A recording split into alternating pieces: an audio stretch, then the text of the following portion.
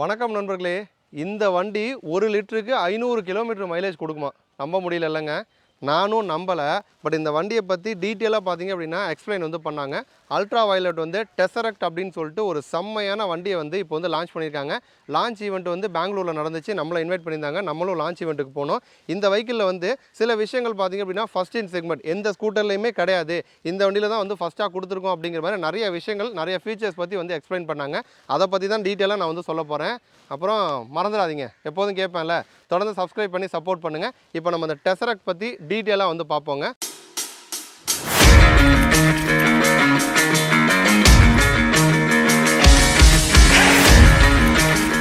முதல்ல நம்ம டிசைன் பார்ப்போம். டிசைன் பற்றி சொல்லணுன்னா இது வந்து மாடர்னாக இருக்குது, அக்ரெசிவாக இருக்குது, நல்லா நீட்டாக வந்து டிசைன் பண்ணியிருக்காங்க. பட் ஒரு பெரிய ஸ்கூட்டருக்கான ஃபீல் வந்து வருது. ஒரு மேக்ஸி ஸ்கூட்டர் மாதிரி வந்து லுக் வைஸ் நமக்கு வந்து தெரியுது. ஏன்னா அந்த மாதிரி வந்து டிசைன் பண்ணியிருக்காங்க. ஷார்ப்பாக இருக்குது. எல்லாருக்குமான வண்டியாக இதை வந்து அவங்க கொடுக்கல. இது வந்து ஒரு யங்ஸ்டரை கவர் பண்ணி தான் அந்த வண்டியை வந்து கொண்டு வராங்க. ஒரு நார்மல் ஒரு ஃபேமிலி மேனோ இல்லை லேடிஸோ அந்த மாதிரி போகாமல் முழுக்க யங்ஸ்டருக்கான ஒரு வண்டியாக இருக்குது. முன்னாடி வந்து நமக்கு வந்து ஒரு மாதிரி ஃப்ளோட்டிங் டைப்பில் டிஆர்எல் வந்து வருது. 2 ப்ரொஜெக்டர் ஹெட்லைட் வந்து கொடுக்குறாங்க. வைசர் செட்டப்பும் வருது. வைசர் செட்டப் பொறுத்த வரைக்கும் வந்து முன்னாடி அது வந்து தனியாகவே இருக்குது. ஃப்ளோட்டிங் டைப்பில் நமக்கு வந்து 7 இன்ச்சில் டிஎஃப்டி வந்து கொடுக்குறாங்க. மிரர்ஸுமே வந்து பார்க்க நல்லா ஸ்டைலிஷாக வந்துருக்கு. டிஎஃப்டி டிஸ்பிளே கீழே நமக்கு வந்து கீ ஸ்லாட் கொடுக்குறாங்க. அந்த ஃப்ரண்ட் போர்ஷன், அந்த பேனல், நம்ம கால் வைக்கிற ஃப்ளோர் போர்டு ஏரியாவுமே வந்து ஒரு அக்ரெசிவாக ஒரு ஸ்போர்ட்டிவாக இருக்கிற மாதிரி தான் இருக்குது. அதேமாதிரி சீட்ஸ் பொறுத்த வரைக்கும் வந்து ஒரு லாங் சீட்டு, ஒரு 2 பேர் கம்ஃபர்டபுளாக தாராளமாக நம்ம வந்து ட்ராவல் பண்ணலாம்.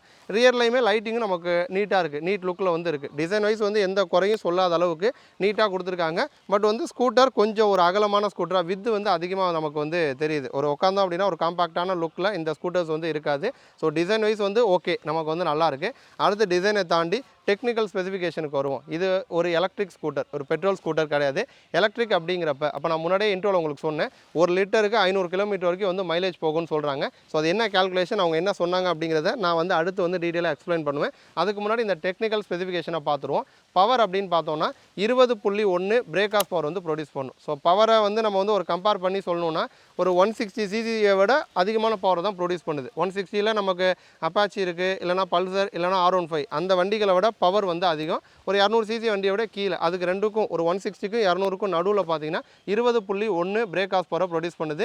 கண்டிப்பாக நல்ல பிக்கப், நல்ல அசலரேஷன் இருக்கும். ஏன்னா 0லேருந்து 60 கிலோமீட்டர் வேகத்தை 3 செகண்டுக்குள்ளார வெறும் 2.9 செகண்ட்ஸ்லேயே நம்மளால் ரீச் பண்ண முடியும். அதேமாதிரி பேட்டரி பேக் அப்படின்னு எடுத்துக்கிட்டோன்னா 3 விதமான பேட்டரி பேக் நமக்கு வந்து கொடுக்குறாங்க. 3.5 கிலோவாட், 5 கிலோவாட், 6 கிலோவாட், இந்த 3 பேட்டரி பேக்ஸ் கொடுக்குறாங்க. இந்த 3 பேட்டரி பேக்கில் நமக்கு வந்து ரேஞ்சுன்னு பார்க்குறப்ப தனித்தனியாக அவங்க வந்து இன்னும் டீட்டெயிலாக வந்து சொல்லலை. இப்போதைக்கு ரேஞ்ச் வந்து 261 கிலோமீட்டர் வரைக்கும் வந்து ரேஞ்சு போகும்னு சொல்லியிருக்காங்க. அப்போ வந்து நமக்கு பவர் வந்து அதிகம், ரேஞ்ச் வந்து அதிகம். டாப் ஸ்பீடை பொறுத்த வரைக்கும் 125 கிலோமீட்டர் டாப் ஸ்பீடு வந்து போகும். அப்போ ஜென்ரலாகவே வந்து ஒரு ஸ்கூட்டர்னு எடுத்துக்கிட்டோன்னா ஒரு 100 வரைக்கும் ஓகே. பட் 100 தாண்டினாலே நல்ல வேல்யூ தான். இது வந்து இந்த வண்டி யங்ஸ்டர்ஸை கவர் பண்ணுற காரணத்தினால பார்த்தீங்கன்னா 125 கிலோமீட்டர் வரைக்கும் நமக்கு வந்து டாப் ஸ்பீடு வந்து போகும். அதே மாதிரி பேஸ் மாடலோட ரேஞ்ச் எவ்வளோ அப்படின்னு சொல்லலை. இப்போதைக்கு 261 கிலோமீட்டர் சொல்கிறாங்கன்னா கண்டிப்பாக அது வந்து ஒரு டாப் மாடலோட ரேஞ்சாக தான் வந்து இருக்கும். அடுத்து வந்து ஃபீச்சர்ஸ், இந்த வண்டியில் இருக்கக்கூடிய அந்த ஃபஸ்ட் இன் செக்மெண்ட் அப்படின்னு சொல்ல போகிற ஃபீச்சர்ஸ் அப்படின்னு பார்த்தோன்னா கார்களில் அடாஸ் டெக்னாலஜி வந்து கொடுப்பாங்க. அந்த அடாஸில் நமக்கு ரேடார் வந்து யூஸ் பண்ணுவாங்க. அந்த மாதிரி இந்த வெஹிக்கிளில், அந்த டெசரக்டில் பார்த்தீங்கன்னா ஃப்ரண்ட்லையும் நமக்கு ரேடார் வருது, ரியர்லையும் ரேடார் வந்து வருது, டேஷ் கேமும் நமக்கு வந்து கொடுக்குறாங்க. இந்த ஃபீச்சர்ஸ் எல்லாமே நமக்கு கார்களில் வரக்கூடிய ஃபீச்சர்ஸ், அதை இப்போ நமக்கு வந்து ஸ்கூட்டரில் வந்து கொடுக்குறாங்க. அடுத்து இதை தாண்டி நமக்கு வந்து அந்த அடாஸில் வரக்கூடிய அந்த கொலிஷன் அலாட்டு, அதேமாரி வந்து ஒரு ஓவர்டேக் அலாட்டு, இந்த மாதிரி ஃபீச்சர்ஸ்லாம் நமக்கு வந்து வருது. க்ரூஸ் கண்ட்ரோல் வருது, நேவிகேஷன் ஃபீச்சர் வந்து கொடுக்குறாங்க, ஹில் ஹோல்டு கண்ட்ரோல் வந்து கொடுக்குறாங்க, 7 இன்ச்சில் டிஎஃப்டி ஸ்க்ரீன் வந்து கொடுக்குறாங்க, 14 இன்ச்சில் வீல்ஸ் வந்து கொடுக்குறாங்க. ஸோ வீல்ஸுமே வந்து நமக்கு வந்து ஒரு ப்ராடாக தான் கொடுக்குறாங்க. இப்போ செக்ஷன் அப்படின்னு பார்க்குறப்ப ஃப்ரண்ட்டில் வந்து நமக்கு வந்து 110 செக்ஷன் கொடுக்குறாங்க, ரியரில் 140ங்கிறப்ப வீல்ஸ் வந்து நல்லா ப்ராடாக வந்துருக்கு, நல்ல க்ரிப்பு வந்துருக்கும். வெஹிக்கிள் வந்து ஒரு பவர்ஃபுல்லான வெஹிக்கிள். அந்த பவருக்கு ஏற்ற மாதிரி பார்த்தீங்கன்னா நமக்கு வந்து வீல் செட்டப்பும் இந்த வெஹிக்கிளில் வந்து கொடுக்குறாங்க. இதை தாண்டி 3 விதமான கலர் ஆப்ஷன்ஸ் வந்து கொடுக்குறாங்க. 3மே நல்லா இருந்துச்சு. டெசர்ட் சாண்ட் அப்படிங்கிற ஒரு கலர் கொடுக்குறாங்க. அடுத்து ஸ்கூட்டராக இருந்தாலும் பைக்காக இருந்தாலும் சில பேர் பிளாக் விரும்பிகள் இருப்பாங்கல்ல, அவங்களுக்காக பிளாக் கலரும் இருக்குது. அதேமாதிரி லேடிஸை, இப்போ ஒரு காலேஜ் போகிற பொண்ணுங்களை கவர் பண்ணுற மாதிரி பிங்க் கலரும் நமக்கு வந்து இந்த வெஹிக்கிள் வந்து கொடுக்குறாங்க. சார்ஜிங் டைம் அப்படின்னு எடுத்துக்கிட்டோன்னா ஃபாஸ்ட் சார்ஜிங் வந்து கொடுக்குறாங்க. 0லேருந்து 80% 1 மணி நேரத்துக்குள்ளே வந்து சார்ஜ் பண்ணிடலாம்னு வந்து சொல்கிறாங்க. அதே மாதிரி இப்போ இந்த அல்ட்ரா வயலட்டை பொறுத்த வரைக்கும் யூவி லிங்க் அப்படின்னு சொல்லிட்டு ஒரு அடாப்டர் ஒன்று வந்து கொடுக்குறாங்க. இப்போ ஜென்ரலாக இந்த அடாப்டர் வந்து எதுக்காகனா, இப்போ இந்தியா முழுக்க நம்ம எடுத்துக்கிட்டோம்னா அந்த சார்ஜிங் ஸ்டேஷன்ஸ் வந்து டூ வீலருக்கு நமக்கு பெருசாக இல்லை, பட் காருக்கு பார்த்தீங்கன்னா இந்தியா முழுக்க எக்கச்சக்கமான சார்ஜிங் ஸ்டேஷன்ஸ் இருக்குது. அவங்க யூவி லிங்க்னு ஒரு அடாப்டர் கொடுக்குறாங்களா, அந்த அடாப்டரை யூஸ் பண்ணோம் அப்படின்னா நம்ம அந்த கார் சார்ஜிங் ஸ்டேஷனில் டூ வீலருக்கும் நம்ம வந்து சார்ஜ் பண்ணிக்க முடியும். ஸோ அந்த ஒரு விஷயமும் பார்த்தீங்கன்னா அல்ட்ரா வயலட் வந்து நமக்கு வந்து பண்ணியிருக்காங்க. அதே மாதிரி முன்னாடி பெங்களூரில் மட்டும் தான் ஷோரூம்ஸ் இருந்துச்சு.